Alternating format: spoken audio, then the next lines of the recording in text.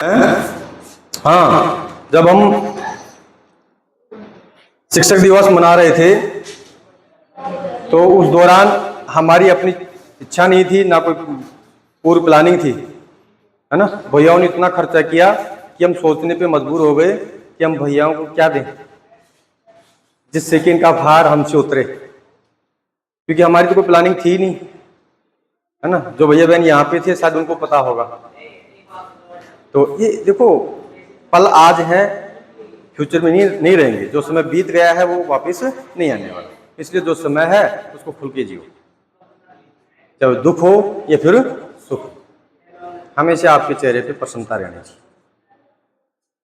चलो रवि भैया भी थोड़ा ना स्टॉप कर दो, इसमें वक्त ज्यादा लगेगा समझाने में, है ना। पहले से थोड़ा सा कुछ वक्त ज्यादा हो गया है। देखो भाई, समझ में नहीं आया ना तो आप मुझे बोल देना कि सर जी यहाँ मुझे समझ में नहीं आया, मैं दोबारा से अलग तरीके से समझाने का प्रयास करूंगा। और नहीं बोलोगे तो मेरे तो कोई फर्क नहीं पड़ेगा, है ना। ध्यान दीजिए, प्रोनाउन रिलेटेड चेंज यानी सर्वनाम संबंधित परिवर्तन। रिलेटेड का मतलब होता है संबंधित, चेंज का मतलब होता है परिवर्तन, ठीक है। तो इसमें पर्सन का मतलब क्या होता है? व्यक्ति। पर्सन का मतलब प्रश्नोत्तर नहीं, पर्सन का मतलब क्या होता है? व्यक्ति। अब यहां पर व्यक्ति तीन बताए हैं, पूर्व में हमने आपको बताया था, एक मैं, एक तुम, एक वो, जो यहां उपस्थित नहीं है। तीन पर्सन है, first person, second person, third person. First person मैं या हम, सेकंड पर्सन तुम या आप, और थर्ड पर्सन वो, जो यहां पर उपस्थित नहीं है, ठीक है। क्या? तीन व्यक्ति हैं। अब देखिए, पहले फर्स्ट पर्सन की अगर हम बात करें तो दो आते हैं, आई और वी। आई यानी मैं, वी यानी हम। हालांकि इसकी हिंदी नहीं लिखी, ये सोच करके कि सबको हिंदी आती होगी, लेकिन हमें पता है कि सबको हिंदी,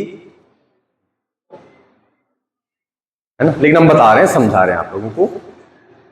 अब यहां पे सब्जेक्टिव केस का मतलब क्या होता है? केस का मतलब ये को ना बताओ, केस क्रिया हो, हाँ, ये केस का मतलब यही होता है। तो सब्जेक्टिव का मतलब होता है कर्ता, और केस का मतलब होता है कारक। कर्ता कारक, कर्म कारक, समझते हो ना? कारक पढ़े हैं आपने? हाँ। तो सब्जेक्टिव केस में आई और वी हैं, अर्थात कर्ता की जगह काम करते हैं, काम करने वाले होते हैं, सब्जेक्टिव केस है। पॉजिटिव का मतलब होता है अधिकार या संबंध, अर्थात वैसे इसको अधिकारवाचक या अधिकार कारक बोलते हैं। अब ये माई यानी क्या होता है? मेरा अधिकार, जमा रहे ना, है ना, ये मेरा पैन है, अधिकार है ना। अब देखो, इसमें भी पार्ट दूसरा हिस्सा बढ़ जाता है जो मैंने यहां नहीं लिखवाया है, इसमें भी डबल पार्ट हो जाते हैं,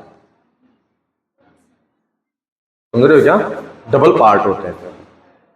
माई भी आता है, माइन भी आता है, एम आई एन, समझ रहे हो? अवर भी होता है, अवर्स भी होता है, यूअर होता है, यूअर्स भी होता है, हिज की जगह हिज, हार की जगह हार, इट्स की जगह इट, और देयर देयर, ऐसे, समझ रहे हो? कुछ हिस्सों में यहां पे डबल जो होता है उसमें अधिकार ज्यादा जमाया जाता है। दिस इज माई पेन, समझ रहे हो? अगर माई की जगह माइन शब्द आ जाए तो उसमें और भी ज्यादा अधिकार दिखता है। तो वो शब्द इसमें हमने समझाने और लिखने का प्रयास नहीं किया है। माई यानी मेरा, मी यानी क्या होता है? मुझे, समझ लो। ये क्या होता है? ऑब्जेक्टिव केस यानी कर्म कारक होता है। और ये होता है रिफ्लेक्सिव केस, इसका मतलब होता है संबंध, समझ रहे हो ना? संबंध दर्शाता है। या फिर इसको, इन सबकी जो हिंदी है ना, इन सबकी हिंदी एक ही है, इन सबकी हिंदी है खुद या स्वयं, खुद या,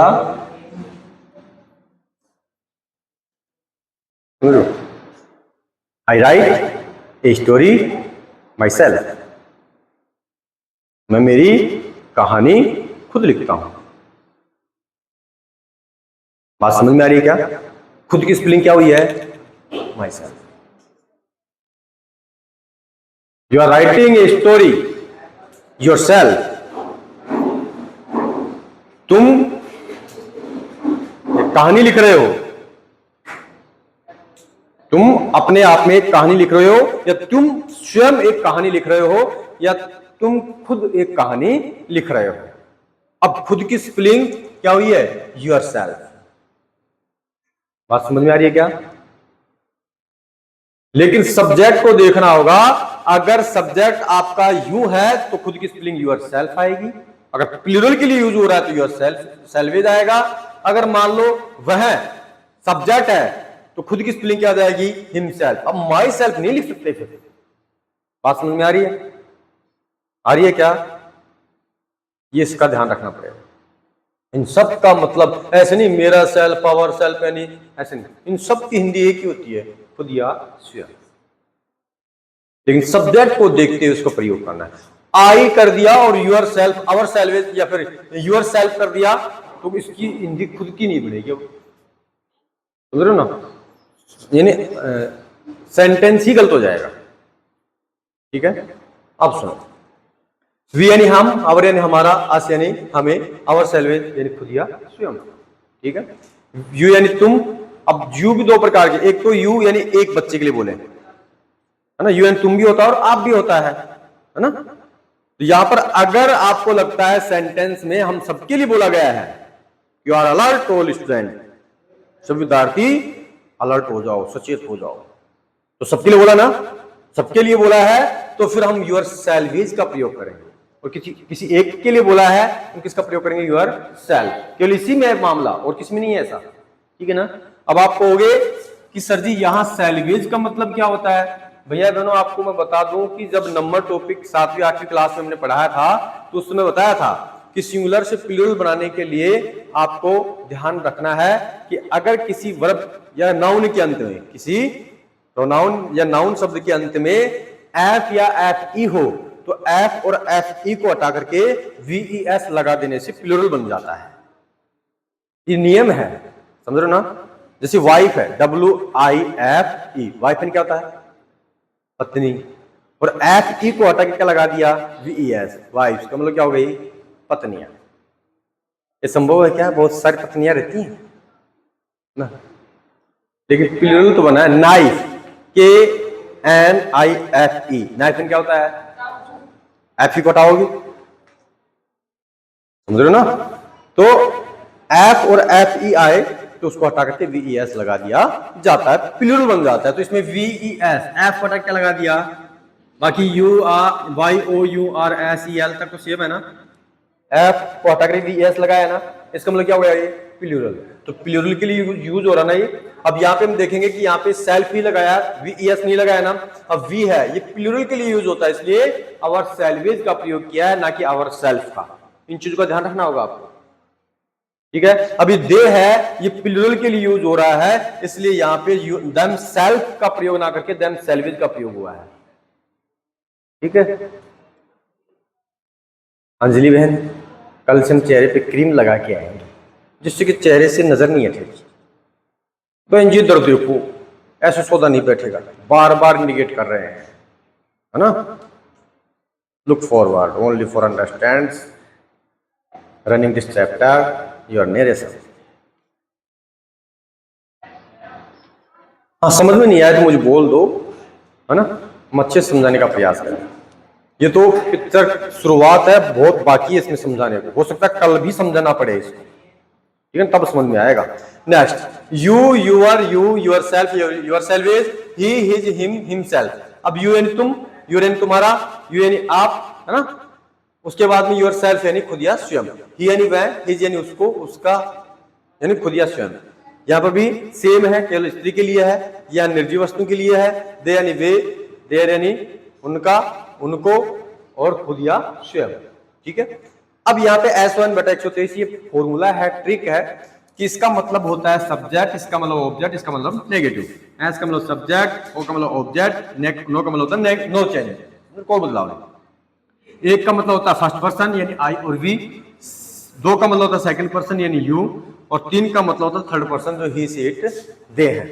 ठीक है, अब यहाँ पे सुनना है कि अगर आई यानी फर्स्ट पर्सन है तो किसके अनुसार बदलना है उसको, सब्जेक्ट के अनुसार। सेकंड पर्सन है तो ऑब्जेक्ट के अनुसार, और थर्ड पर्सन है तो सुनना है इसको। मोहन से I do not eat rice. ठीक है, अब यहां पे हम देखते हैं कि ये जो आता है इसको चेंज करना पड़ेगा। यहां पे अगर फर्स्ट पर्सन है तो किसके अनुसार, इस सब्जेक्ट के अनुसार। सेकंड पर्सन है तो ऑब्जेक्ट इसमें आया नहीं है, वो ऑब्जेक्ट के अनुसार। और थर्ड पर्सन अगर ही सी इट दिया जाएगा तो वो कोई बदलाव नहीं होगा, सेम लिखा जाएगा, परिवर्तन नहीं होगा। अब सुनना है, यहाँ पे आई फर्स्ट पर्सन है ना, अभी किसके अनुसार बदला जाएगा? सब्जेक्ट के अनुसार। सब्जेक्ट कौन है? मोहन, लड़का है ना, लड़का है तो किसका प्रयोग करेंगे हम? ही का। तो यहां पर हमने क्या लिखना होगा? अगर यहाँ पे लड़की होती तो हम क्या लिख देते? सी। बस इतना ही समझना है, बाकी के मामले को देखना ही नहीं है ना। हालांकि लिखवा रखा है हमने कि डायरेक्ट से इनडायरेक्ट बनाते समय 3 बातों का ध्यान रखना है, जिसमें से पहली बात आ गई से को क्या रख दिया हमने? से। इसके आगे ऑब्जेक्ट होता तो क्या लिख देते हम? टेल। से टू ऑब्जेक्ट होता तो हम टेल में बदल देते, और सेज टू होता तो टेल्स में बदल देते। बात समझ में आ रही है ना? इसके आगे ऑब्जेक्ट नहीं है इसलिए हम सेम रखेंगे, कोई बदलाव नहीं करेंगे। अब इसके बाद में देखते हैं कि यहाँ पे वी फर्स्ट पर्सन ही है, किसके अनुसार बदला जाएगा? सब्जेक्ट के अनुसार। सब्जेक्ट कौन है? रानी, महिला है ना, स्त्री है ना, इसलिए हमने किसका प्रयोग कर दिया यहाँ पे? शी का। बात समझ में आ रही है? प्रोनाउन संबंधी परिवर्तन देख लो आप पहले। उसके बाद में आई से to me you have played hockey. अब यहां पे बताया है कि यू हमारा कौन सा पर्सन है? सेकंड पर्सन लिखा है ना यहाँ पे, सेकंड पर्सन। अब यू सेकंड पर्सन है तो किसके अनुसार? ऑब्जेक्ट के अनुसार। अब ऑब्जेक्ट क्या है इसमें? इस सेंटेंस में देखना, ये सब्जेक्ट है, ये ऑब्जेक्ट है। अभी ऑब्जेक्ट कौन है? राजा है। राजा ऑब्जेक्ट है, पुरुष है ना, पुरुष के लिए यहाँ पे ऑब्जेक्टिव रूप क्या होना चाहिए था? ही का हिम होना चाहिए था, तो इसका सब्जेक्टिव रूप लिखेंगे हम। बात समझ में आ रही है? यहाँ पे समझना है, यहाँ पे जैसे कि राजा के लिए ही का प्रयोग होता है, अंडरस्टैंड? ये ऑब्जेक्ट के रूप में आया है तो यहाँ पे हिम होना चाहिए था ना, और यहाँ पे हमने सब्जेक्ट के रूप में लिखना है। किसके रूप में लिखना है? सब्जेक्ट के रूप में। अब सब्जेक्ट इसका क्या रहेगा? समझ रहे हो? ये सब समझा दिया। अच्छा, ये मामला चल रहा था क्या? चल रहा था, ये तो चल रहा था।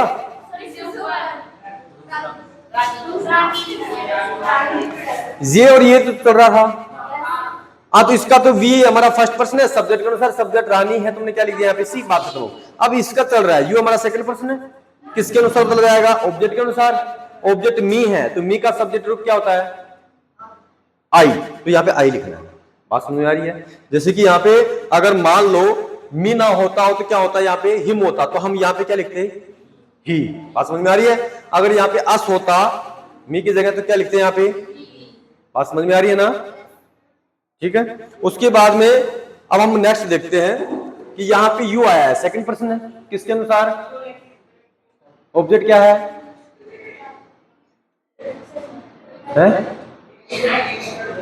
ऑब्जेक्ट है क्या इसमें? नहीं है। अब क्या करेंगे? नियम हमने सीखा है कि सेकंड पर्सन ऑब्जेक्ट के अनुसार। ऑब्जेक्ट गायब है, अब कहां ले आए? ऑब्जेक्ट ले आएंगे। ध्यान रखना है, यहां पर जो सब्जेक्ट है ना उसी का ऑब्जेक्ट रूप लेना है।